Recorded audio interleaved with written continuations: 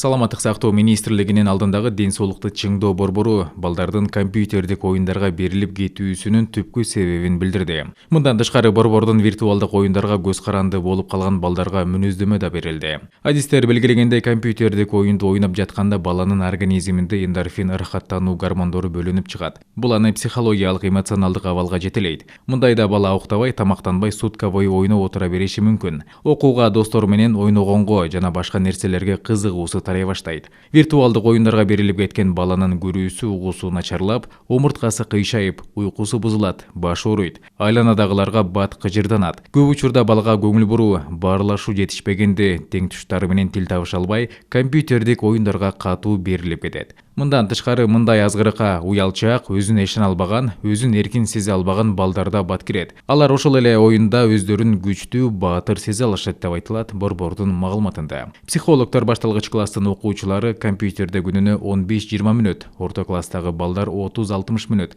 чоң класстар 60-90 мүнөт отурса туура болорун белгилешкен.